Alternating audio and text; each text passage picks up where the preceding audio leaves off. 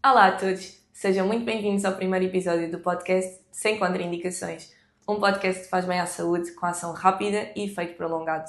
O meu nome é Sofia Santos e sou farmacêutica nas farmácias Reis Barata. Este podcast nasceu no âmbito do projeto de Literacia em Saúde, cujo objetivo é simples: ajudar os nossos utentes a tomarem decisões conscientes e informadas sobre a sua saúde. Para tal, venho-vos trazer vários convidados de diversas áreas da saúde para podermos conversar sobre temas que tocam o dia-a-dia de todos nós. Sem Contraindicações, um podcast que faz bem à saúde, de ação rápida e efeito prolongado. Para começarmos esta jornada, trazemos um tema leve, prático e muito atual: viajar em segurança. Tudo aquilo que precisa de saber antes de partir. Para me ajudar, tenho comigo a doutora Silvia Lube, diretora técnica da farmácia Reis Barata Corroios e experiente em viagens. Olá Silvia, seja bem-vinda. Obrigada, Sofia. É com enorme prazer que estou aqui hoje para fazer o arranque deste nosso podcast e espero trazer aqui algumas dicas úteis aos nossos ouvintes, não só no que diz respeito à minha área farmacêutica, mas também como amante de viagens que sou, porque gosto realmente muito de viajar. Tenho a certeza que vais dar-nos muito conhecimento e, para começarmos, o que é que não pode faltar na tua mala de viagem, independentemente do destino?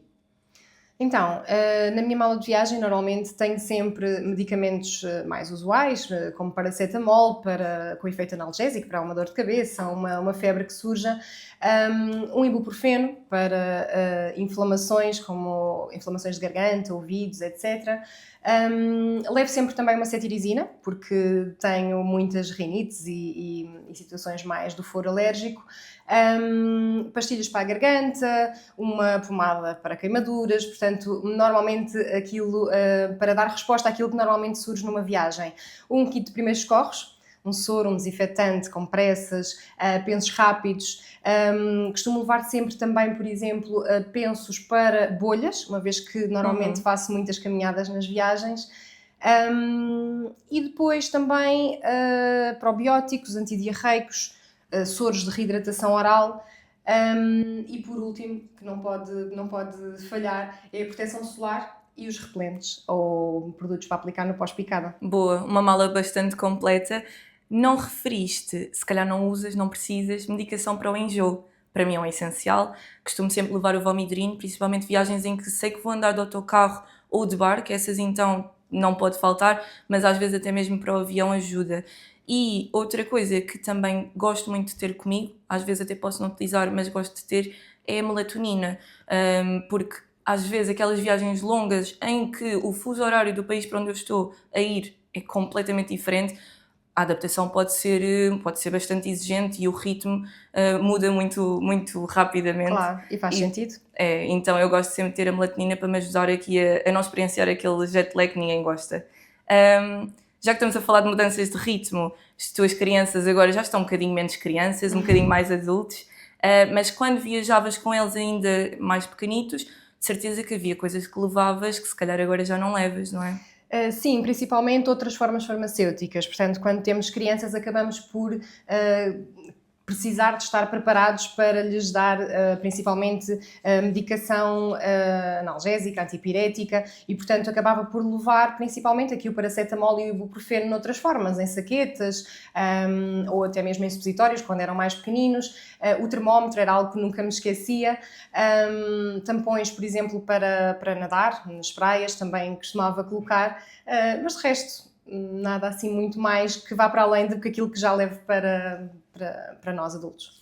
E eu lembro-me de há pouco tempo atrás, estarmos as duas a conversar, até derivado de um atendimento que tivemos, sobre formas de evitar as mudanças de altitude e isso, a pressão, principalmente nos aviões, pode causar algum desconforto aqui na parte dos ouvidos e tu na altura deste uma dica muito boa, acho que era interessante partilharmos também com os nossos ouvintes. Sim, isso por acaso que tu referistes é algo que eu também levo sempre, estava-me a esquecer aqui, mas sofro muito com as altitudes e não só propriamente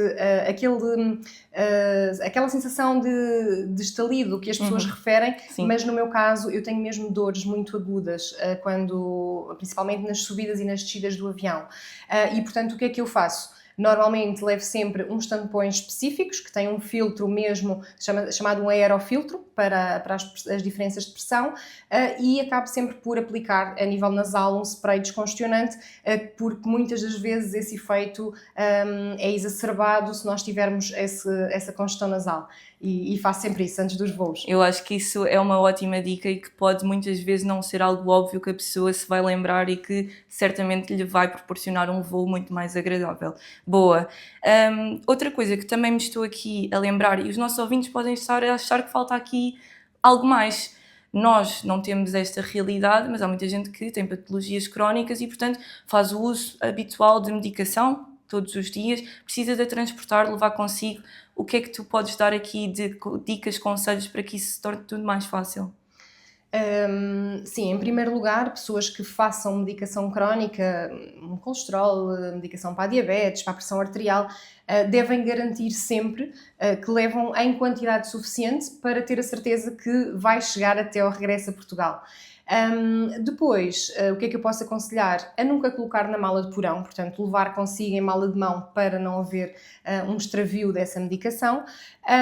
Costumo aconselhar também as pessoas a não fazer uma coisa que por vezes sei que fazem, que é a desbelistar os comprimidos e a levar em caixinhas, porque nos países para onde vão pode haver alterações de temperatura, de clima, de umidade, etc. E também exposição ao sol que pode comprometer a terapêutica. E depois, por fim, costumo aconselhar a que as pessoas levem consigo a prescrição médica dessa mesma medicação ou ter, por exemplo, a aplicação do SNS 24 atualizada. Sim, a aplicação é muito prática e evita que a pessoa tenha de se preocupar com ter os papéis todos consigo das receitas, acho que é realmente muito útil. E também outra coisa que é importante é o acondicionamento. Falaste da umidade, da temperatura. No caso de medicamentos que são suscetíveis ainda mais a estas questões, como por exemplo as insulinas, convém a pessoa até levar mesmo uma espécie de uma lancheira, existem próprias para transportar esta medicação, e isso vai realmente aqui garantir que o medicamento não se estraga durante a viagem. Isso é importante porque a pessoa não pode ficar sem ele e às vezes adquirir no estrangeiro pode ser muito, muito, muito complicado. Boa! Então, já temos aqui muita coisa na nossa mala, mas ainda falta falarmos aqui de alguns pontos que tu abordaste que eu queria explorar mais. A fotoproteção é um essencial, sem sombra de dúvida, e seja um destino de praia, de montanha, de cidade, nós sabemos que o uso tem de ser diário, independentemente de estar sol ou até de estar encoberto. Agora, a verdade é que também sabemos que este uso da fotoproteção muitas das vezes não é o mais adequado e acho que podíamos aqui falar um bocadinho mais sobre este assunto. Sim.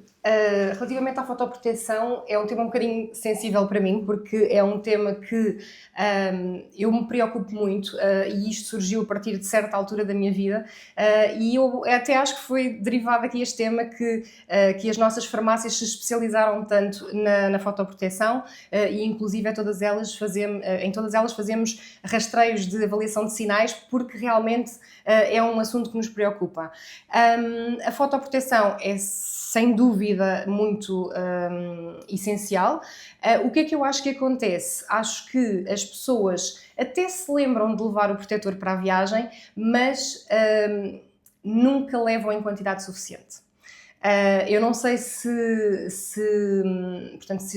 os nossos ouvintes, neste caso, se têm noção disto, mas quando nós falamos num protetor solar, um 30+, um 50+, nós, para conseguirmos garantir aquele efeito do protetor, nós necessitamos de aplicar 2 mg de creme por cada centímetro quadrado da nossa pele. E isso, para ser mais fácil de perceber, traduz em cerca de 30 ml por aplicação no adulto. O que é que isso significa? Tendo em conta que nós temos que reaplicar o protetor solar 2 em 2 horas, isso significa que se eu for para a praia 6 horas num dia, eu só nesse dia eu deveria de aplicar 90 ml de creme.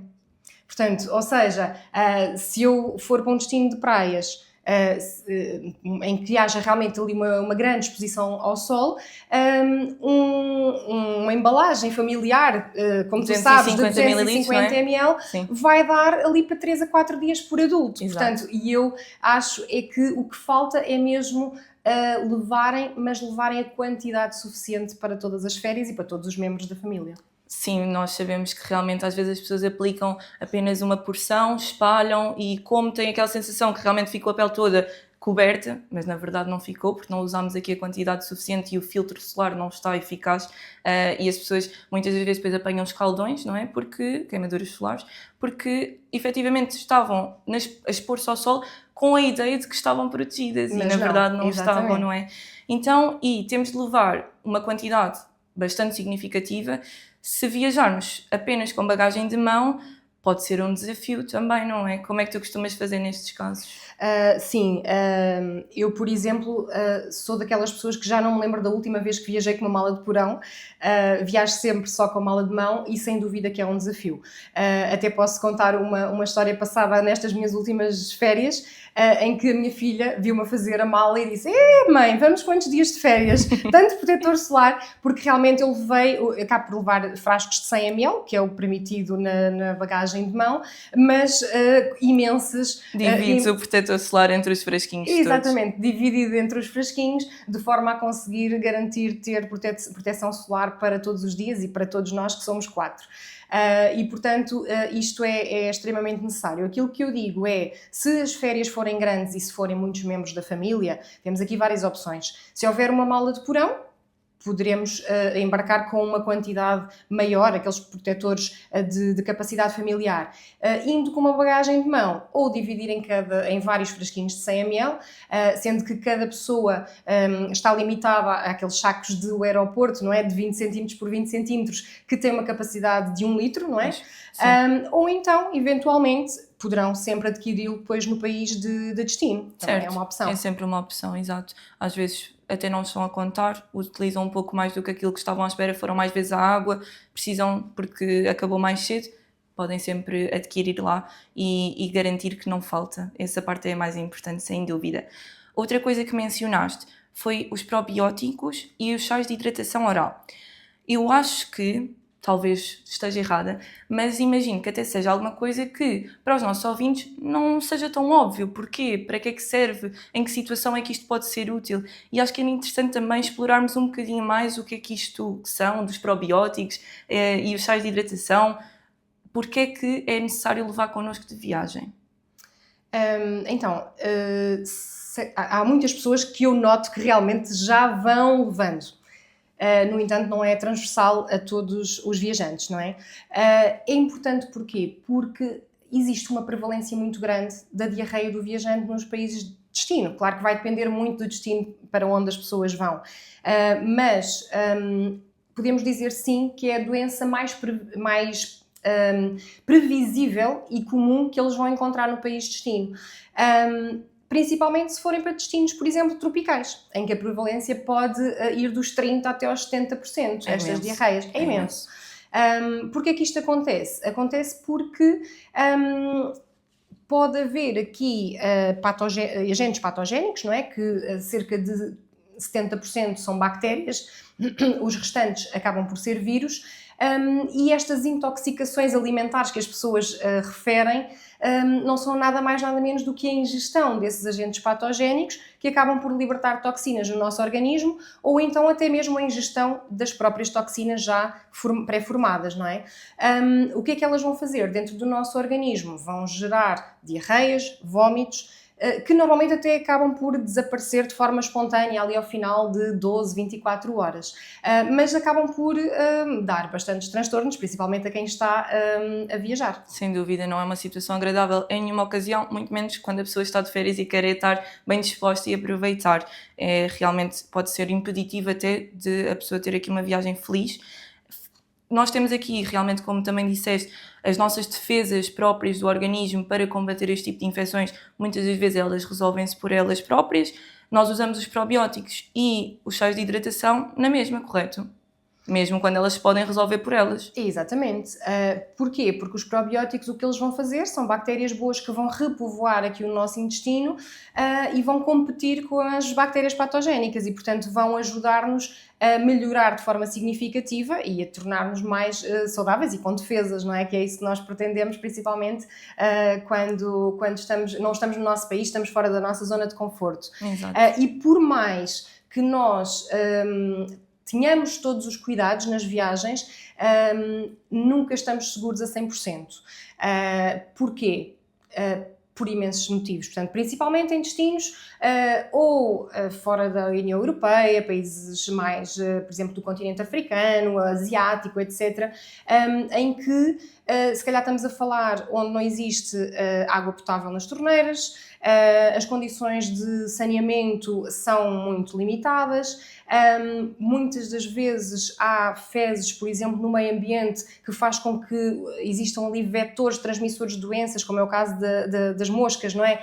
Que vão depois contaminar os alimentos. Sim, principalmente as frutas, os alimentos crus, não é? Exatamente, que devemos evitar, portanto, evitar tudo o que é alimentos crus, ou mal lavados, ou mesmo lavados com água que não é potável. Ter aqui cuidado com uma série de situações, e por mais que nós tenhamos esse cuidado, mesmo às vezes nos próprios restaurantes locais, eles têm práticas que não são as nossas, não têm práticas de higiene corretas, não têm o tal saneamento para poder ter as condições que eram necessárias, e portanto nós às vezes achamos que vamos ao restaurante e que estamos salvaguardados, e às vezes não é bem assim. É verdade. E, portanto, cuidado com a água a que bebemos, a água que lavamos os dentes também, não é? Também. Porque às vezes podemos achar que, como não estamos a engolir a água, que não nos vai fazer mal nenhum, mas pode fazer, não é? A água do gelo nas bebidas também. Ok, boa. Muitas das vezes não nos lembramos e vamos... Sim, eu agora não me estava a lembrar que também sim, seria sim, aqui uma situação a evitar. Os alimentos, portanto, tudo o que é aquele alimento de rua, das rolotes, ter muita atenção, ter muito cuidado. E estamos a esquecer de alguma coisa aqui de cuidados em relação a esta situação das diarreias e das desregulações dos intestinos? Eu acho que não, acho que já dissemos aqui principalmente tudo aquilo que é importante. Acho que há a reter que realmente devemos ter todos os cuidados, sim, mas que pode não ser suficiente. Portanto, acho que o colocar realmente ali o probiótico na mala de viagem é sempre essencial, devido aqui à grande prevalência, como vimos. Sem dúvida. Até porque às vezes, mesmo só o facto da pessoa estar a mudar do meio ambiente onde normalmente se encontra, isso por si já pode levar a uma disbiose, não é?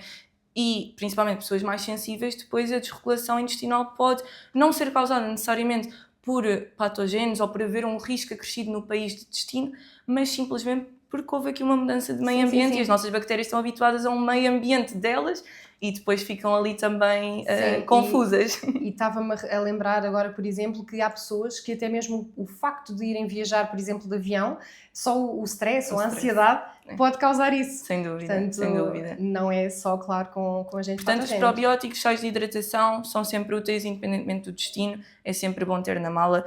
Esperemos que não seja necessário, mas se for, já temos e não temos de nos preocupar, resolvemos a situação. Boa.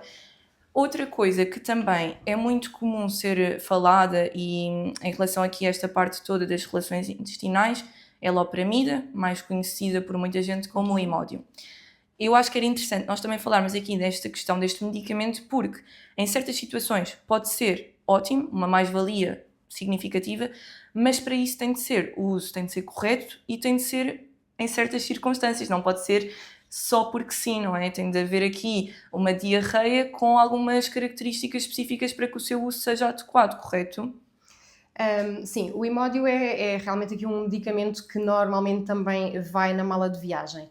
Porquê? Porque, lá está, como a diarreia é muito frequente, então queremos algo para evitar essas dejeções líquidas que possam ocorrer, e o Imódio até tem aquela apresentação rápida de poder ser colocado debaixo da língua e em qualquer lugar que estejamos, mesmo sem água, pode ser tomado. O que é que, por vezes, é um bocadinho mais complicado. Portanto, o Imódio, o que é que ele vai fazer? Ele vai reduzir a nossa mobilidade intestinal e, ao fazer isso, pode comprometer um bocadinho aqui a expulsão de um agente patogénico que possa existir. O que é que eu costumo recomendar? Ter muita precaução, principalmente no estrangeiro, com diarreias onde haja, por exemplo, a presença de sangue ou onde haja febre associada. Porquê? Porque nesses casos, à partida, temos mesmo um agente bacteriano que despoltou essa situação e tem que haver algum cuidado nessa toma desse Imodium, principalmente se for feito sozinho e não conjuntamente com antibiótico. Porquê? Porque muitas das vezes as pessoas, antes de viajar, acabam por ir à consulta do viajante e o próprio médico acha necessário, dependendo do destino onde a pessoa vá, que leve, por precaução, um antibiótico para o caso de surgir essa diarreia. Nesse caso, se for em associação ao antibiótico, o antibiótico mais Imodium, pode fazer sentido. Agora, fazer apenas só o Imodium nessas situações pode realmente comprometer aqui a um desencadear de algo que não queremos. Pois, podemos estar mesmo a impedir que o corpo faça aquilo que ele muitas vezes faz bem, não é? Eliminar as toxinas e trazer-nos a nossa saúde de volta.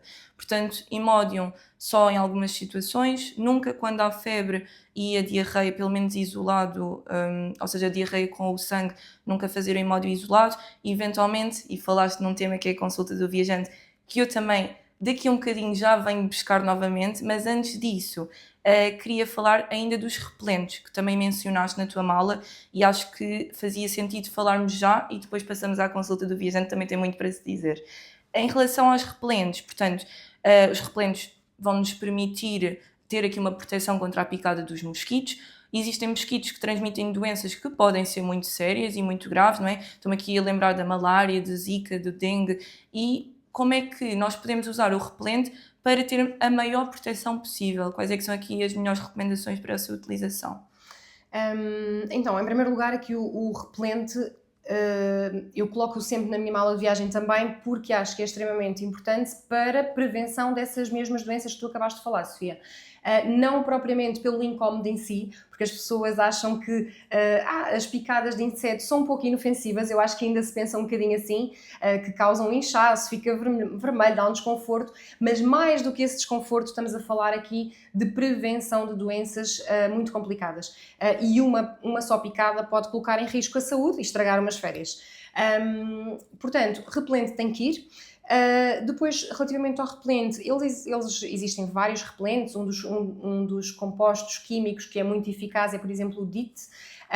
Depois tem que haver aqui também alguma seleção na escolha desse mesmo repelente, e aí eu aconselho sempre os viajantes a virem às farmácias, para as nossas farmácias, para que possamos fazer esse aconselhamento farmacêutico. Mas, por exemplo, se formos para um país tropical, necessitamos aqui de uma concentração de DIT muito superior do que se viajarmos, por exemplo, aqui para a Europa, não é? E, portanto, aí se calhar já temos que escolher um com 50% de DIT e não 30%. Relativamente à escolha também desse mesmo repelente, existem variedíssimas, portanto pode ser em roll-on, pode ser em spray, aqui às vezes fica um bocadinho ao critério dos gostos de cada pessoa, ter só atenção de que quer seja numa forma ou noutra, eles necessitam de serem reaplicados, não é? Portanto, normalmente ali ao final de 6 a 8 horas deixam de ter a sua ação e necessitam de reaplicação. E para além disso, um cuidado também que por vezes as pessoas não sabem é que ele deve ser o último a ser aplicado. Ou seja, as pessoas devem de aplicar em primeiro lugar os seus cremes, depois o protetor solar e só no fim é que se deve então aplicar aqui o repelente. Eu acho que isso é uma coisa que realmente pode escapar muitas vezes. A pessoa aplica o repelente, acha que está protegida, a seguir ainda vai aplicar outros cremes, o protetor solar e realmente acho que essa dica é muito útil e que pode realmente ser algo que as pessoas muitas vezes não se lembrem ou que nunca tenham ouvido, porque também sinto que às vezes são coisas que nós até não falamos assim tanto no dia-a-dia, não é? São pormenores, não é? Por maiores neste caso, para nos protegermos, acho que é uma boa dica. Muito bem, portanto temos os repelentes como primeira linha de defesa. Também temos as vacinas e agora sim, se calhar vamos pegar aqui mais na parte da consulta do viajante e na imunização para todas estas doenças que também, e mais algumas que não referimos, para garantir que, caso esta primeira linha de defesa falhe, que temos aqui outra, ou pelo menos o nosso sistema imunitário está competente para, no caso de uma exposição, poder combater a infecção, não é? Sim, portanto, temos aqui várias coisas que fazem com que nós possamos ir prevenidos de tudo isso. As vacinas, portanto, sem dúvida que são algo muito essencial de a pessoa perceber se para o destino que vai são ou não necessárias. Aquilo que recomendamos é realmente, principalmente, lá está, para países fora da União Europeia, que as pessoas marquem essa consulta do viajante, porque eles lá falam não só de todas as orientações e falam de todas as vacinas que são recomendadas para esse país, mas também falam de outras medidas, falam da questão da água, da questão de alguns surtos que possam existir, não é? E acabam por dar essa indicação e essas orientações ao viajante. E as vacinas, portanto, acabam por ser um mundo, ou seja, nós temos que garantir, por um lado, que as nossas vacinas do nosso Plano Nacional de Vacinação estão completas. E às vezes pensamos nas do estrangeiro e esquecemos um bocadinho das nossas. Sem dúvida. E hoje em dia já é muito fácil, porque a aplicação do SNS 24 também permite fazê-lo. Portanto, entrando aqui na área da vacinação, conseguimos saber se temos alguma vacina em falta, como por exemplo a do tétano, que é a mais frequente estar em falta.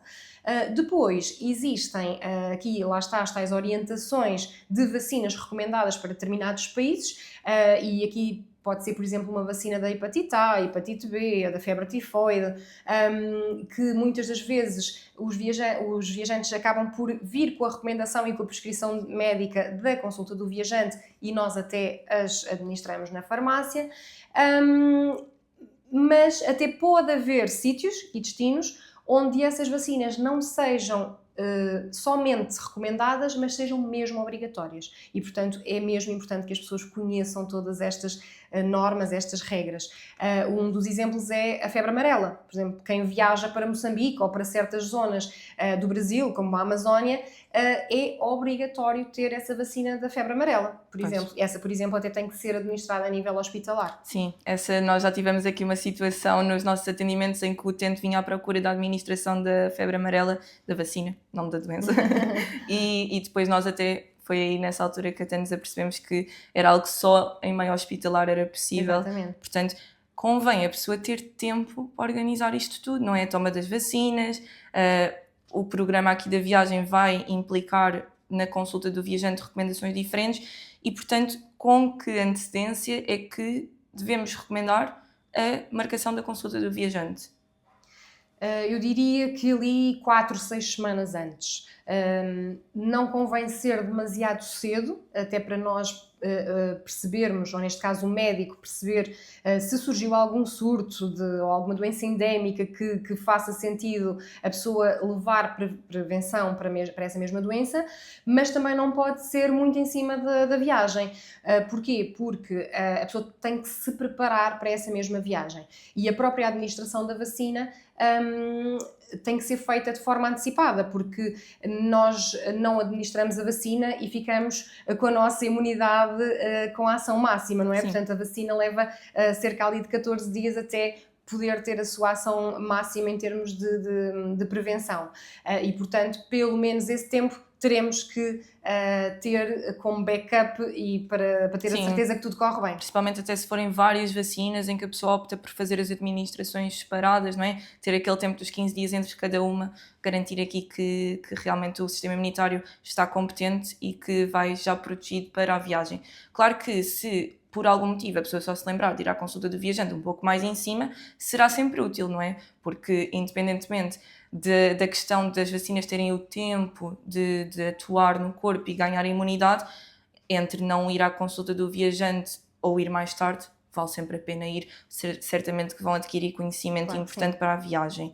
Boa, então já estamos praticamente malas feitas, não é? Já temos a consulta do viajante marcada, já fomos à consulta, já fomos aqui administrar as vacinas que nos foram recomendadas, também já adquirimos os medicamentos essenciais, a nossa medicação habitual está armazenada como deve de ser e temos aqui também a aplicação do SNS descarregada, os perfis dos viajantes estão atualizados, o repelente, o protetor solar já está tudo na mala dividido nas suas unidoses, estamos prevenidas para tudo, na teoria, porque podemos adoecer na mesma com estes cuidados todos. E como é que nós fazemos? Se adoecemos num país estrangeiro, pode ser complicado, não é? Sim, isso nunca estamos livres de adoecermos. Acho que há outra coisa que podemos fazer para irmos um bocadinho mais salvaguardados no caso de doença no estrangeiro, principalmente aqui para os países da União Europeia e também Noruega, Liechtenstein, Islândia e Suíça.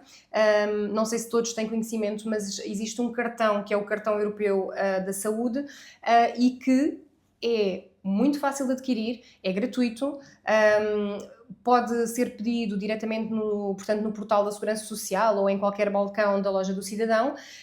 E o que é que ele permite? Ele faz com que nós tenhamos acesso aos mesmos cuidados de saúde que temos cá em Portugal, aos mesmos custos, mas nesses mesmos países. E, portanto, acho que não perdemos nada, não é, em fazê-lo e vamos muito mais prevenidos. Ou seja, se adoecermos de forma súbita, se tivermos um acidente no estrangeiro, se tivermos um agravamento de uma doença crónica ou até mesmo para gravidez e parto, são situações que conseguimos nesses países basicamente ter a mesma solução que em Portugal e ao mesmo custo. Boa. Isso é muito útil. Não vou para a Europa, vou para fora. E agora? Ok. E agora? O cartão já não o posso utilizar, não é? Sim, o cartão só dá mesmo para estes países. Aquilo que recomendo é, vivamente, a pessoa fazer um seguro de viagem que tenha cobertura médica. Há quem o faça também na mesma, mesmo que vá para esses países que eu acabei de referir anteriormente, para poder ter uma melhor cobertura. Pode ser nessas situações, mas eu diria que para fora destes países, da União Europeia e esses 4 que referi, é altamente recomendado para qualquer situação que surja, podermos ter acesso a todos esses serviços. Sem dúvida. Mais vale ter e não precisar do que precisar e na altura depois ser complicado porque não se preveniu e pode ser mais chato e até mais estressante. E assim, se eventualmente tivermos essa infelicidade, pelo menos depois pode ser resolvida de uma forma mais simples e mais para nós, mais suave, mais segura e com menos ansiedade envolvida. Boa! O nosso tempo está quase a terminar, mas como eu sei que gostas muito de jogos, decidi trazer aqui um mitos ou verdade. Alinhas? Bom, para lá. Então vamos lá. Eu vou ler frases, afirmações, e tu e os nossos ouvintes, se quiserem também participar, acho que é interessante responderem aí desse lado, vão dizer se é mito ou se é verdade. Vamos lá. Se for viajar para um país na Europa, não tenho de me preocupar com nenhuma vacina. Eu diria que é mito, porque temos sempre que saber se temos o nosso Plano Nacional de Vacinação garantido. Boa, esta tinha aqui este detalhe. Muito bem. Para o mesmo destino, as recomendações podem mudar num curto espaço de tempo.